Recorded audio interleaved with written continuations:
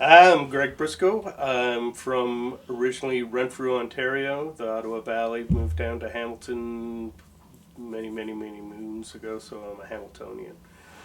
Uh, I'm primarily a keyboardist, I guess, a piano player, organ player. And as to current bands, well, because of the pandemic, I guess I'm not playing with anybody right now, but I've played with a slew of bands in this great little country of ours. And currently I have a blues uh, band that, does a lot of work. I play with Ginger St. James. I've done stuff with Junkhouse, Tom Wilson, uh, Teenage Head, and some others. But that's it right now.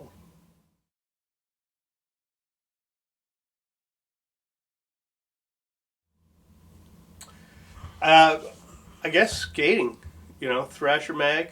Uh, I don't really know exactly who concretely did. I definitely know it wasn't Dave Jones, but it was either you or Paul Cook. And I think it was you. Like you would get stuff from, or maybe it was Nathan Nye, you know. Uh, but we would always get the hand-me-down, generation of cassette tapes. And I think you got stuff from your brother, or I don't know. We ended up getting hand-me-down generation, uh, punk, but definitely, you know what, the Thrasher skate rock volumes, you know, I think those are probably one of the most impressionable uh, things, and then you start going down that road from there. So definitely skateboarding, no matter what. So it was either Paul Cook, uh, Steve Reniewick, or uh, maybe Nathan Nye. But that's that.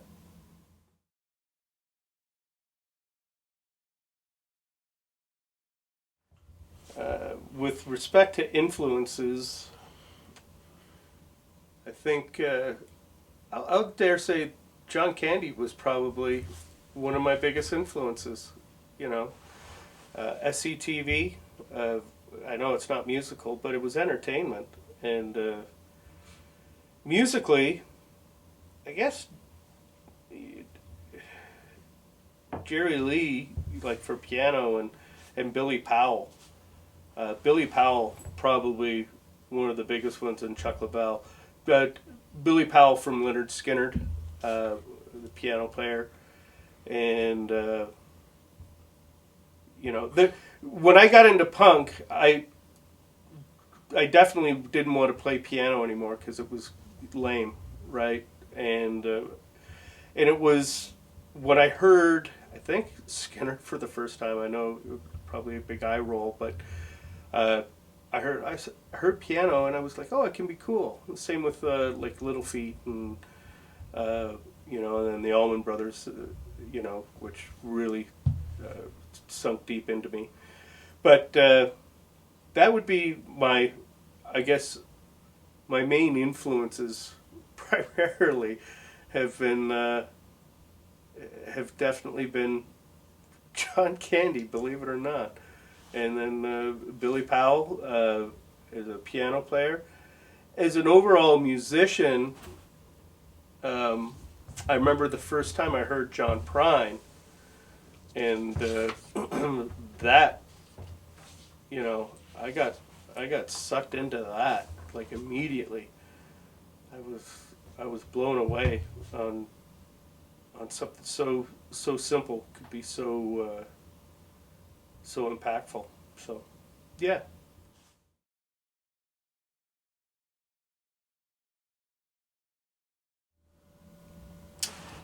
my first real concert, like real, you know, big a big deal, was Leonard Skinner in '91 when they came back. They weren't allowed to call themselves Leonard Skinner.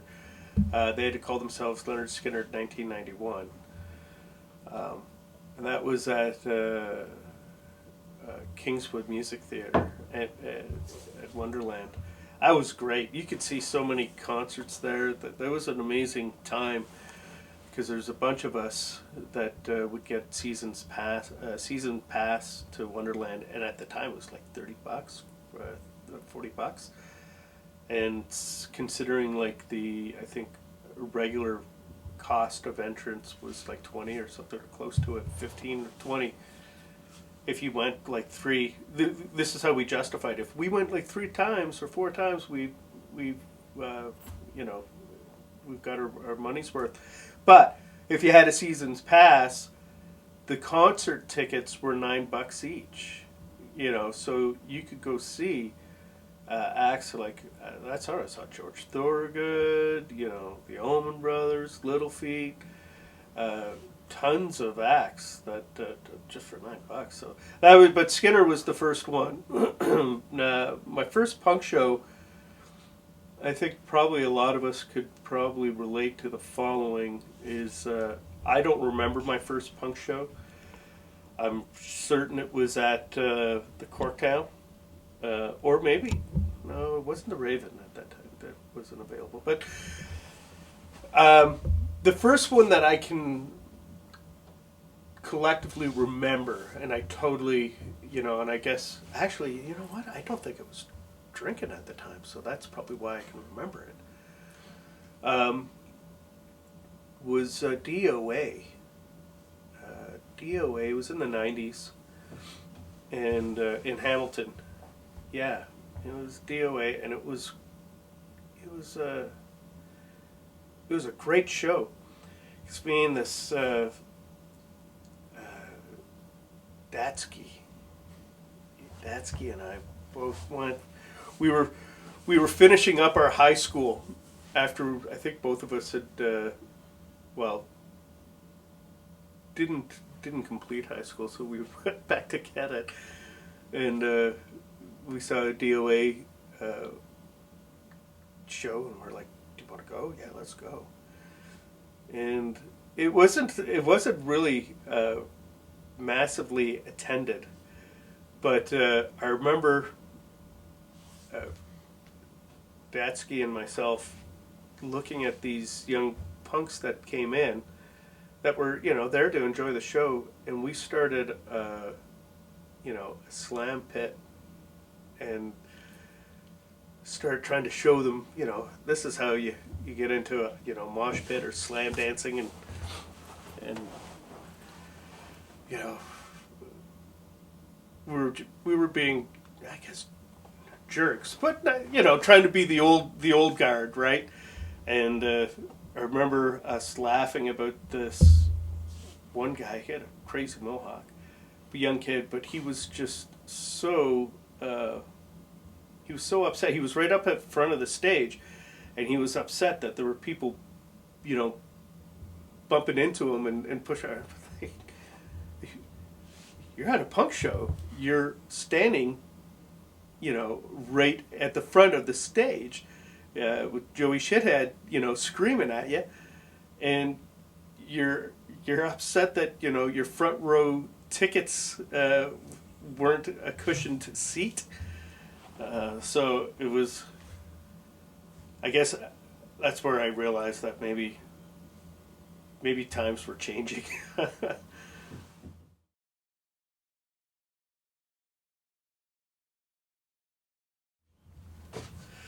Favorite show? There's so many, and again, unfortunately, I've probably forgotten more than I can remember, which is dreadful. But UK Subs was a great show. That was at the Hudson, or no, Absinthe, I guess, the old Hudson before, you know. Yeah, that was a great show. It was, you know, because that was a small room too, to see them, and I think Lou put that on. I don't know actually, but with Lou, the Angry Simones, that was a great show. That was kick-ass. You know, that was one of those, again, going back to like uh, who got you into punk and stuff. That's one of those albums that, again, it was on a cassette tape, and just, Lights Out. Funny thing with Lights Out. I was at Lollapalooza one. Was that Lollapalooza? This would have been 90. I don't even know, 93 maybe, 94. And I ended up. I remember lining up. We went up and partied the night before, as one would, tailgated or whatever you want to call it. And as I was, we're being like cattle brought into the Barrie, was it Molson Sport place, whatever it is. I got super excited because the Boss Tones played Lights Out, which was, from the Angry Simones. And nobody, I remember even all the people, they had no idea who the Angry Simones were. But anyhow, it was really cool to see that. And I guess that was a good show too, with the Boss Tones. And I saw Lagwagon. That was a good show in Toronto. With yeah. Oh, yeah. They had a Lagwagon, and they also ended up doing, I think, a Me First in the Gimme Gimmes at this. Two different venues, different people, but one was part of the Vans Warped Tour, which was a kick-ass show. But those are the punk shows that I mean, DOA, of course, DOA, and believe it or not, I'd say like the Rebels as well. I remember being at a great show at the Corktown in 2000 when it was 99 going to 2000, or no, it was 2000 going to 2001. It was a New Year's party, and I'm pretty sure it was 2000 to 2001 because that was the true millennial, going into the other one. Everyone thought 99 to 2000. No, because you're still in that decade. It wasn't until you go to the clock flipped to 2001. So anyhow, I went to that, and I ended up there was trying to break up a fight between Trojan and Bonehead Skins or whatever, some racist and non-racist skinheads. And I was there mitigating, keeping the peace between them, like, hey, just enjoy the show, have a good show, and everything. And this one bouncer came up and thought I was part of it and grabbed my collar and my jacket from behind and subsequently snapped and broke my chain. I had a necklace, a silver necklace at the time, and it was gone.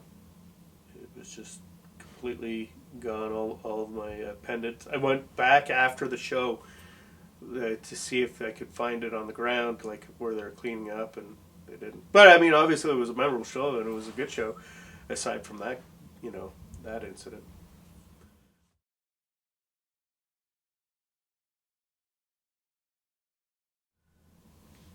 Well, I guess I'll try to do it as chronologically, as accurately as possible, I guess. First band was Chocolate Buddha. I was out of high school. That was crazy times. I thought, oh, I'm going to make it big. I'm going to be in a, original band and all this. No. Then I played, I guess I was, I was in Grace, I think, for one hot second. I think I was in the band and fired before I even played an official show. Maybe I did one or two, but and then it But that's funny because I'm just thinking about that with high school because the bass player was Jeff Christangi, who, Steve and myself, we'd all skateboard with in high school. He was older, but and then they ended up getting the his chum Grant Marshall to play extra guitar in that band, and so that was that band. But and then I went on. I guess I played with a fellow named Troy Harmer band, Ginger St. James. Was with the Head for a little bit. A band called Tung Fu, which had Pete Arsenal in it from the Doughboys. And that's a funny story how Pete and I got connected, which is real wild in Hamilton. But I'll save that for another day. But a band called the Dinner Bells, and subsequently I played with Tara Lightfoot for a while. Help her find a different keyboard player. And I think that's Junk House. Done stuff with Junk House, and and I've just done filling sub things here and there, and sit in with whoever. But those were, I guess, any type of official band.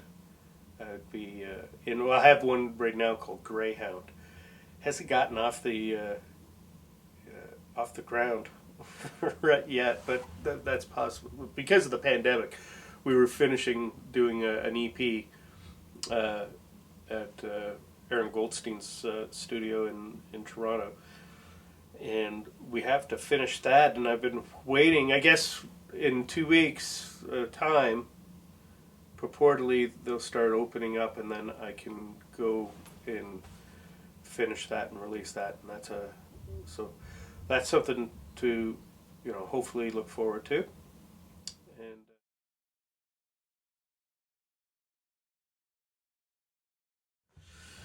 craziest thing that has ever happened at a show.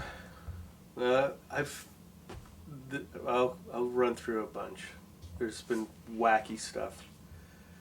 Wacky where and there's some stuff that I probably should be left for a book. But I remember being actually when I was playing, there was a band, a place that we'd play. It's burned down. It was a place called Eddie's Tavern in Hamilton, the Running Pump or Terminal Towers. That's had many different names, but it was one of the roughest bars in the city at times, and they would get the fights on check weekend would get so bad sometimes that they would literally the staff and everyone would just walk out and let them just go until it died down, and then paramedics and cops or whatever would put gloves on their hands and then go in. So they would have it set up so that you could come out the door, but you couldn't get back in, and then they would go in because it would get really crazy. And in fact, there was this one time where I had friends that came down to see me play, and I got so used to just knowing when things would brew. So we're all at a table, had a pitcher of beer, and having a conversation, and I could just feel like there was something's going to pop. And so 2 tables over, there was a fight that broke out. And as we're I'll never forget this. I was engaging with my friends talking, and I was like, hey, motioning, pick up the pitcher of beer and glass, and went over to this other table beside us that was empty, sat down there because I knew, just intuitively, that the fight that was going on, they careened and crashed through our table that we were just sitting at. And you know what, to tell you, just to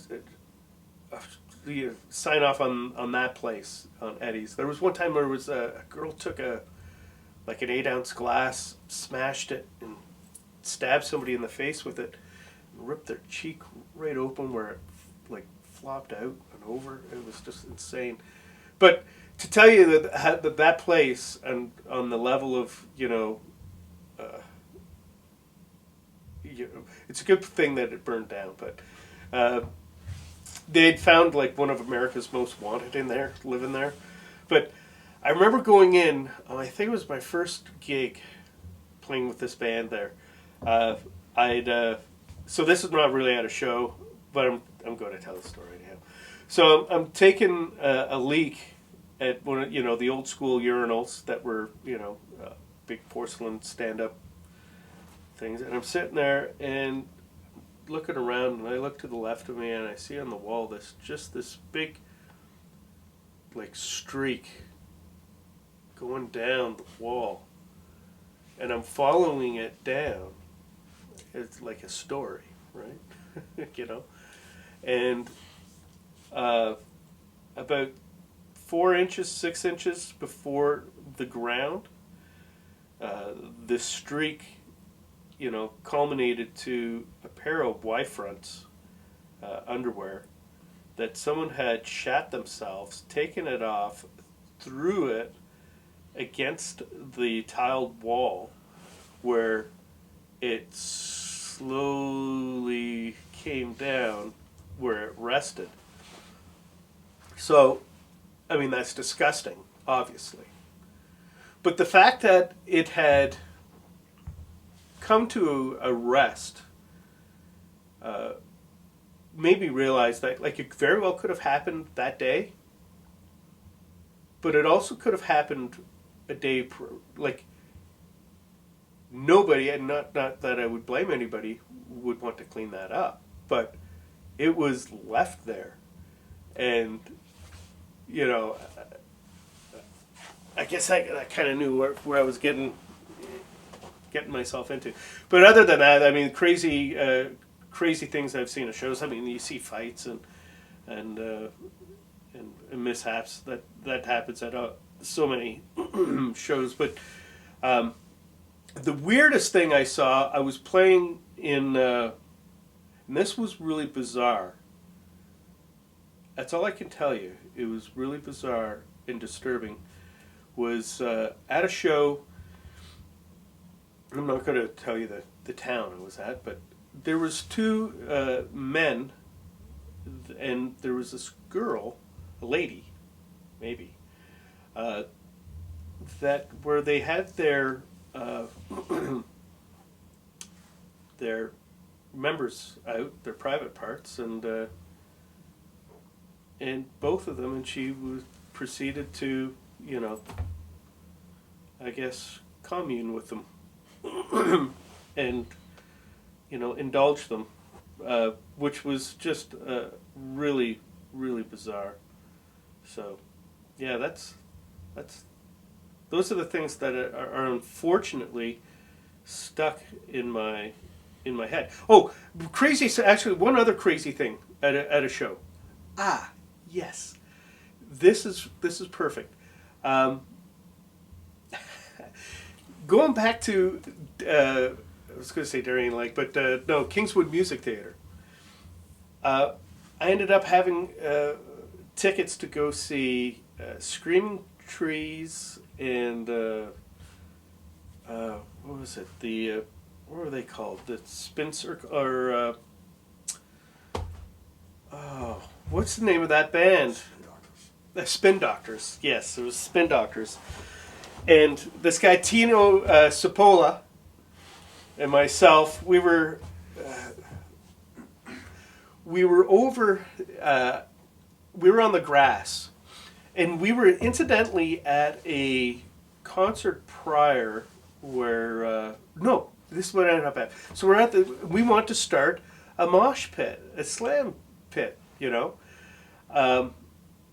And the cops were really afraid of that happening. So, well, we had started one, and but security came in, and then the cops came in to actually break it up because security was all upset about this.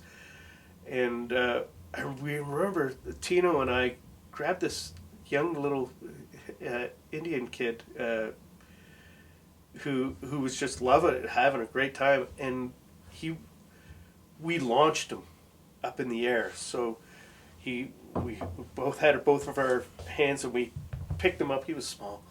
We launched him, and we couldn't believe how far we flung this kid up in the air. And he came right down on top of a security guard and took that, like knocked out the security guard, where they had to come in with a stretcher to get. By this time, the cops had created a linked up fence, body fence, right, to keep people back. And Tino and myself proceeded to egg the crowd on to burst, and they did. They burst and broke through the cops' ring and went in, and that whole ground in every area was just turned into mud and was destroyed. But it had made the news. It actually made the news. It made the news, and it was in a newspaper and everything. And certainly, Tino and I were probably, major catalysts on this. Just young, stupid, but that was crazy. That was a crazy show. But anyhow, I just thought I'd share that.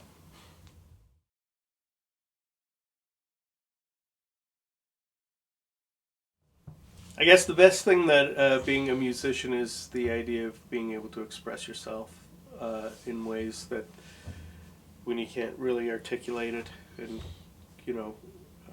put it through in words. So it's definitely that's probably the best bit. And of course, having accolades from people when you've made them happy or achieved something in that sort. The part that I would probably dislike the most, and everyone's going to say, the pay or the lack thereof, right? And I guess just the structure, like the industry in itself and its structure on how it's, like not just even on the remunerating or the pay scale of it at all, but just on the levels of politics, and this is with any organization, any industry, etc. So people are the strength and the weaknesses of it. So, but yeah, definitely the idea of being able to express yourself, which is really comes in handy. Like it's really helpful, and again, the crap pay.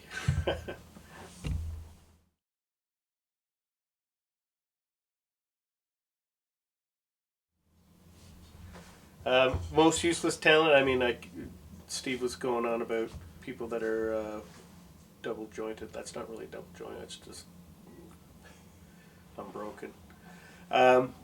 The I would say actually, I guess the most useless talent.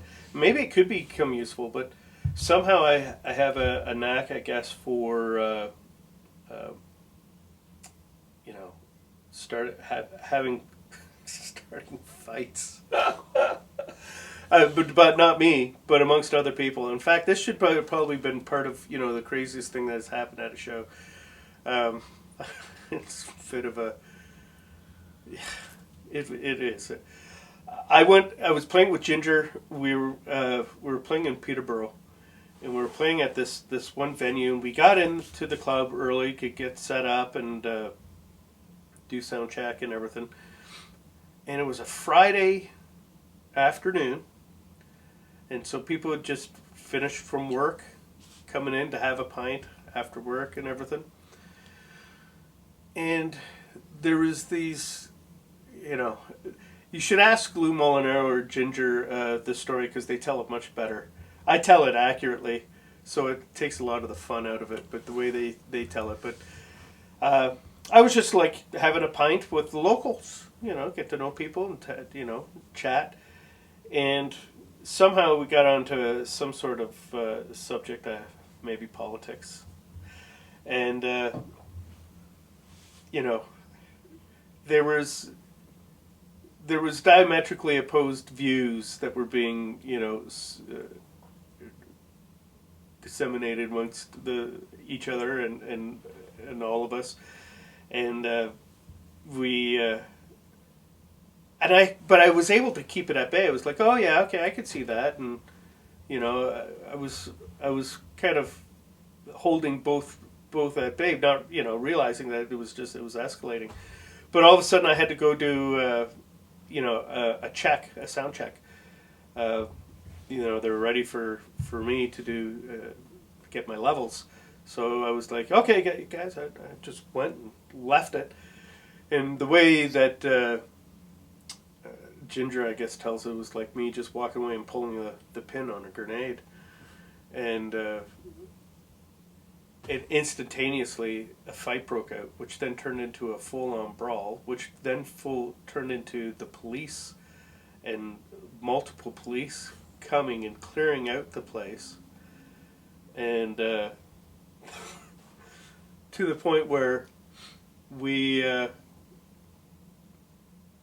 became such a stick, like it chased everybody away, that we had hardly anybody at the show because it turned out that it went through town that this place was won a heat score and there was all this trouble at it. So I guess my useless talent is I can set things on fire, unbeknownst to me.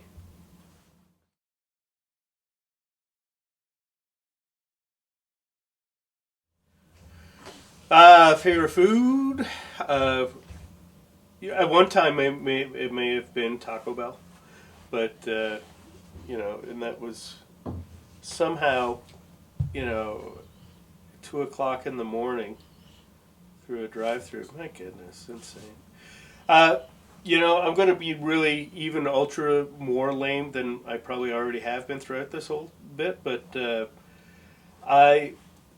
my favorite food is whatever I'm hankering at the moment. I know that sounds silly or trite or whatever, but it's true. It's like, what's my favorite music? What's your favorite genre?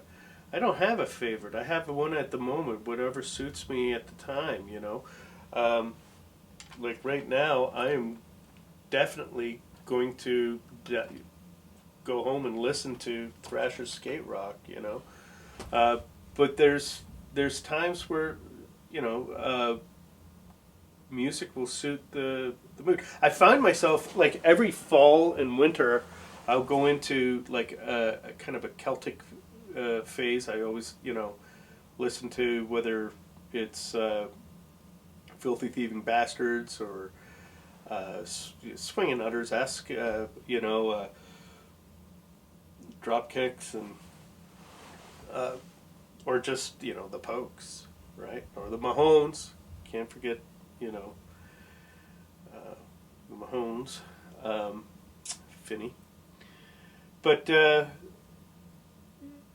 that's the same with I love a Scotch, usually in fall and winter. A Scotch. I mean, I'll have a Scotch now. I would love to have a Scotch right now, but it usually. So with food, right now I'm got stuck in my head. It's a scorcher out today, like 31 degrees Celsius. So I'll probably go find a steak. I've got a little small hibachi, little Weber, 18-inch Weber Smoky Joe or whatever. I'm going to put a steak on there, and maybe I'll grab a lobster tail and do that, or chicken, whatever.